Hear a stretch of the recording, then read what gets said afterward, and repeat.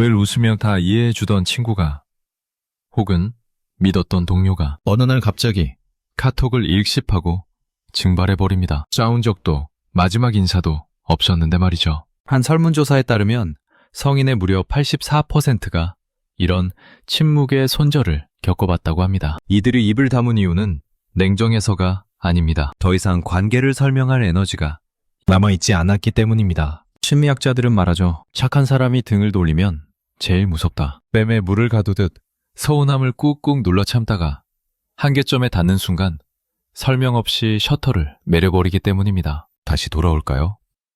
아니요.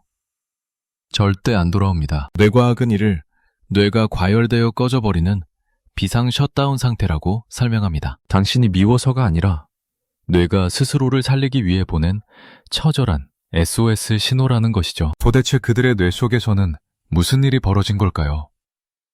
겉으로는 고요하지만 속으로는 치열한 생존 전쟁을 치러낸 그들의 진짜 속마음.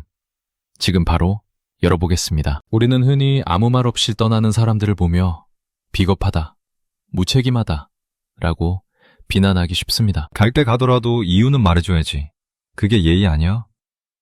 라고 생각하죠. 하지만 뇌과학의 현미경으로 이들의 뇌를 들여다보면 전혀 다른 풍경이 펼쳐집니다. 이들의 침묵은 상대를 무시하기 위한 공격이 아니라 뇌가 스스로를 살리기 위해 내린 최후의 생존 처방전이기 때문입니다. 우리 뇌에는 전대상 피질이라는 아주 중요한 부위가 있습니다. 이곳은 타인의 감정을 읽고 공감하고 나의 감정을 조율하여 전달하는 마음의 와이파이 같은 역할을 합니다. 우리가 누군가와 대화하며 아, 그렇구나 하고 고개를 끄덕일 때 바로 이 부위가 반짝이며 신호를 주고받습니다. 그런데 누군가와 끊임없이 갈등을 겪거나 내 진심이 벽에 부딪히듯 계속해서 무시당하는 경험을 반복하면 어떻게 될까요? 이 와이파이 기계에 과부하가 걸립니다. 마치 뜨겁게 달아오른 스마트폰처럼 말이죠. 상대는 내 말을 곡해해서 듣고 나는 해명하느라 진을 빼고 감정 노동이 극에 달하는 순간 뇌는 본능적으로 열을 식히기 위한 비상조치를 취합니다. 그것이 바로 정서적 탈진 상태입니다. 심리학자들은 이것을 공감 피로라고 부르기도 합니다. 더 이상 상대방의 표정을 살피거나 말의 행간을 읽어낼 에너지가 단 한 방울도 남아있지 않은 상태. 즉, 감정의 배터리가 0%로 완전히 방전된 것입니다. 이 상태가 되면 우리 뇌의 편도체는 상대방과의 대화 자체를 소통이 아닌 위협으로 간주합니다. 과거에는 대화로 풀자고 생각했던 전두엽이 기능을 멈추고 또다시 내 말을 못 알아들을 거야. 또다시 상처받을 거야. 라는 부정적 예측 시스템이 뇌를 지배하게 됩니다. 그래서 뇌는 싸우기나 도망치기 반응 중에서 가장 에너지 소모가 적고 안전한 얼어붙기, 즉 침묵을 선택하게 되는 것입니다. 그러니 기억하세요. 그들의 입을 다문 건 당신이 미워서가 아닙니다. 화를 낼 힘조차 없어서입니다. 화를 낸다는 건 엄청난 에너지가 필요한 일입니다. 아직 너에게 기대하는 게 있다는 뜻이고 싸워서라도 너를 이해시키고 싶다는 강한 의지의 표현입니다. 하지만 조용히 관계를 정리하는 사람들은 이미 학습된 무력감을 뼈저리게 겪은 후입니다. 아무리 설명해도 바뀌지 않았던 과거의 데이터들이 뇌 속에 수만 건씩 차곡차곡 쌓여 이제는 설명할 가치조차 없다. 말해봤자 내 입만 아프다. 라는 결론을 내린 것입니다. 이것은 단순한 포기가 아닙니다. 뇌가 내린 가장 합리적이고 경제적인 판단입니다. 하버드 대학의 심리학 연구진은 이런 상태를 가리켜 체념적 수용이라고 표현합니다. 이것은 분노보다 훨씬 더 무서운 감정입니다. 분노는 뜨겁지만 체념은 차갑습니다. 분노는 폭발하지만 체념은 증발합니다. 그들은 당신을 증오하는 게 아닙니다. 그저 당신이라는 존재가 그들의 우주에서 더 이상 아무런 감정적 파동을 일으키지 못하는 투명 인간이 되어버린 것입니다. 특히 평소에 화도 잘 안 내고 늘 웃어주던 착한 사람들이 한번 돌아서면 더 무서운 이유가 바로 여기에 있습니다. 심리학에서는 이들을 기버, 주는 사람이라고 부릅니다. 이들은 타인의 감정을 자신의 감정보다 우선순위에 두는 경향이 있습니다. 상대가 조금 무례해도 나쁜 의도는 없었을 거야 라며 이해하려 애쓰고 자신의 불편함은 꾹꾹 눌러 참습니다. 마치 댐이 물을 가두듯 부정적인 감정들을 혼자서 감당해내는 것이죠. 하지만 사람의 인내심에는 분명한 물리적 인계점이 존재합니다. 댐의 수위가 한계치를 넘으면 예고 없이 무너져 내리듯 착한 사람들의 인내심도 탁하고 끊어지는 순간이 반드시 옵니다. 그 순간은 거창한 사건이 아닐 수도 있습니다. 아주 사소한 말 한마디 혹은 무심한 눈빛 하나가 트리거가 되어 그동안 쌓아왔던 수만 가지의 배려가 한순간에 무의미해지는 것이죠. 이때 그들이 선택하는 침묵은 공격이 아니라 방어입니다. 더 이상 이렇게 살다가는 내가 부서질 것 같다는 위기감, 이제는 나를 지키지 않으면 내 영혼이 소멸해버릴 것 같다는 공포감 때문에 스스로를 보호하기 위한 최후의 수단으로 관계의 셔터를 내려버리는 것입니다. 이들이 추구하는 것은 복수가 아니라 평화입니다. 이해받지 못할 말을 늘어놓으며 감정을 소모하는 것보다 차라리 관계를 싹둑 끊어내고 얻는 그 적막한 고요함이 자신을 지키는데 훨씬 더 값싸고 안전하다고 계산한 것입니다. 그래서 그들의 이별은 갑작스러운 사고가 아닙니다. 오랫동안 당신이 듣지 못했던, 아니, 들으려 하지 않았던 무수한 신호들이 쌓이고 쌓여 마침내 무너져 내린 소리 없는 산사태와도 같습니다. 그렇다면 이렇게 조용히 떠나는 사람들의 마음속 깊은 곳에서는 어떤 변화가 일어나고 있는 걸까요? 그리고 만약 당신이 지금 그런 한계점에 도달한 사람이라면 혹은 그런 단호함을 배우고 싶은 사람이라면 어떤 마음가짐이 필요할까요? 여기서 우리는 관점을 완전히 뒤집어 볼 필요가 있습니다. 관계를 정리하는 것을 잔인한 도려내기가 아니라 나를 지키기 위한 건강한 가지치기로 바라봐야 합니다. 노련한 정원사가 씹은 가지를 가차없이 잘라내는 이유는 나무를 미워해서가 아닙니다. 오히려 나무 전체를 살리고 더 싱그러운 잎을 틔우기 위해서죠. 인간관계도 마찬가지입니다. 나를 병들게 하고 내 자존감을 시들게 하는 관계를 정 때문에 오래된 친구니까 라는 이유로 붙들고 있는 것은 인매가 아닙니다. 그것은 나 자신에 대한 방임이자 학대입니다. 뇌과학적으로 볼 때 건강한 경계선을 긋는 행위는 손상된 전전두엽의 기능을 회복시키는 가장 좋은 재활치료입니다. 나를 힘들게 하는 사람과의 연결고리를 끊으면 뇌는 더 이상 상시적인 방어태세를 취할 필요가 없어집니다. 마치 전쟁이 끝난 도시처럼 24시간 울리던 편도체의 경부음이 멈추고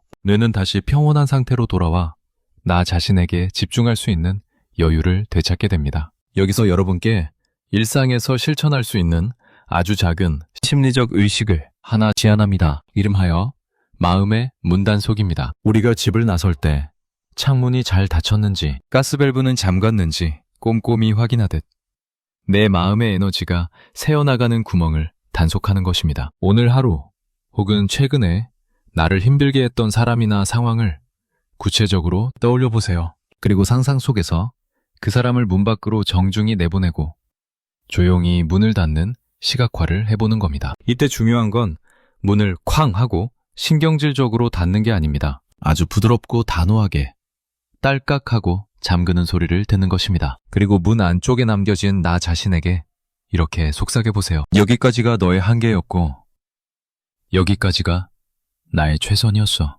이제 나는 너를 설득하는 대신 나의 평화를 선택할게. 이 단순한 상상훈련이 뇌에게 주는 신호는 강력합니다. 나는 상황에 끌려다니는 무력한 피해자가 아니라 내 마음의 공간을 통제하고 결정할 수 있는 주인이라는 자기 효능감을 심어주기 때문입니다. 이 효능감은 관계 중독이나 착한 아이 컴플렉스에서 벗어나게 해주는 가장 강력한 해독대입니다. 또한 침묵으로 이별을 구하는 사람들의 특징이 하나 있습니다. 이들은 사실 누구보다 타인에 대한 기대치가 높고 정이 많았던 사람들일 가능성이 큽니다. 사람을 너무 믿었고 관계에 너무 많은 의미를 부여했기에 그만큼 실망도 컸던 것이죠. 차가워서가 아니라 너무 뜨거웠기에 빨리 식어버린 것일지도 모릅니다. 이제는 그 뜨거운 기대를 타인이 아닌 나 자신에게로 돌려야 할 때입니다. 타인에게 이해받으려 애쓰던 그 간절한 에너지를 나 자신을 이해하고 돌보는 데 써보세요. 설명하지 않아도 내 마음을 완벽하게 알아주는 사람은